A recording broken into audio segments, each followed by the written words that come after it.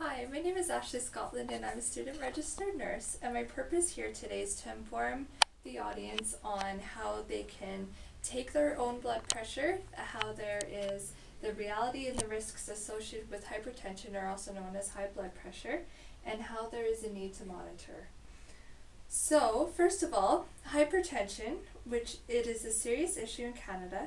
However, there is much being done to prevent the escalating levels of hypertension. So the first main point that I'm going to point out is the reality of hypertension in Canada.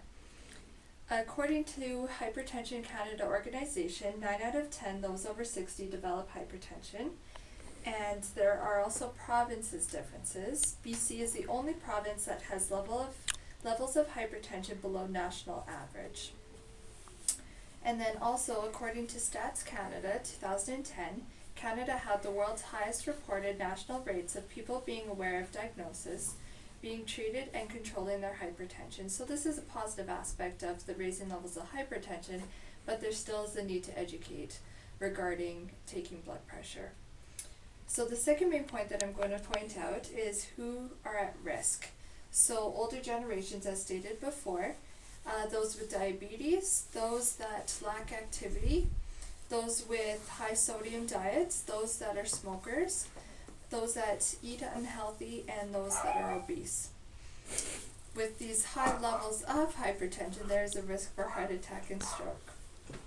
So recommendations for monitoring your blood pressure. So you can also do this at home, but it's also suggested that you go to a doctor and get it regularly done. So these recommendations include home visits, so regular monitoring, and if the individual does it themselves, then that prevents the amount of meds that need to be administered because of something that's called white coat syndrome, which is when a person sees a doctor or someone in a white coat, they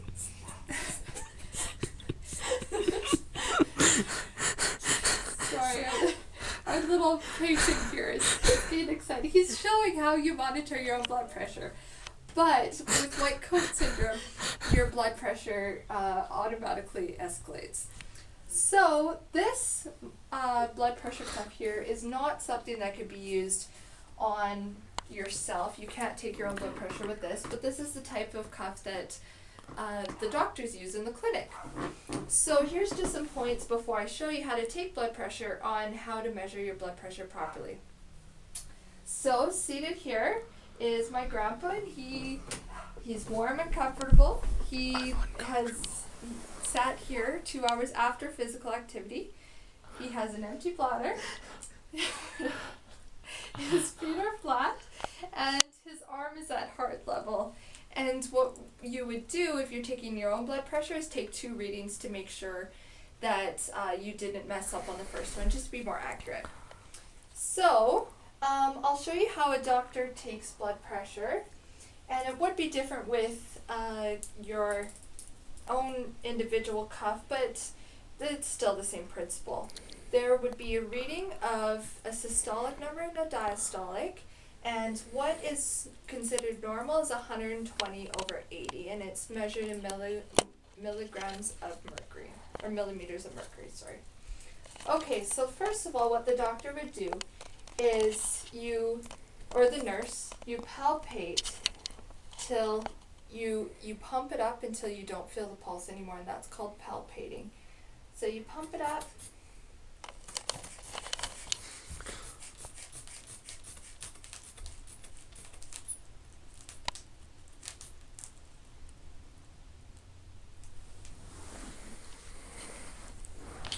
So it's about 110, and that's just an approximate number. So what you would do is you pump it up 30 millimeters of mercury above that palpated number.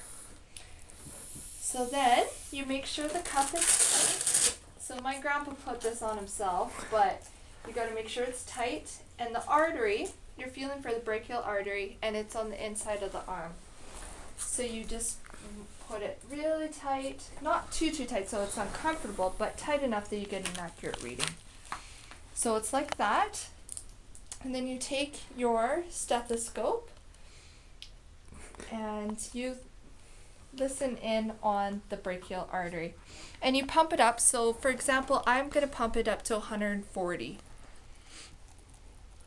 And you release it until you hear the first, and that is your systolic, and then your last is your diastolic.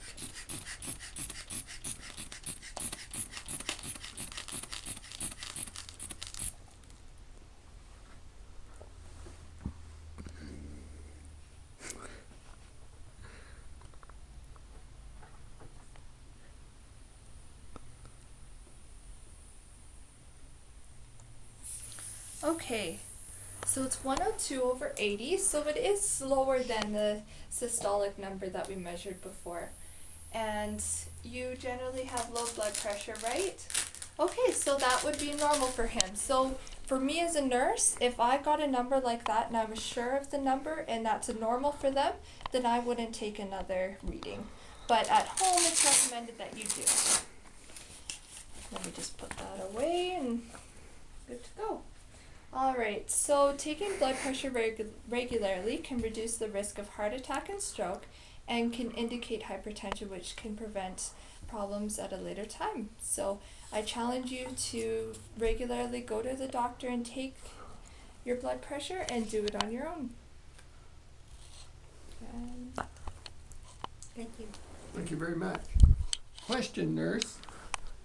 Can't I just go to Safeway? There are Safeway blood pressure readings, and they are semi-accurate, but it is recommended that you do it primarily in the morning, right after you get up. And yeah, I guess if you're in Safeway, just stop by, and if there's anything concerning, stop by your doctor. Well, thank you, nurse. All right.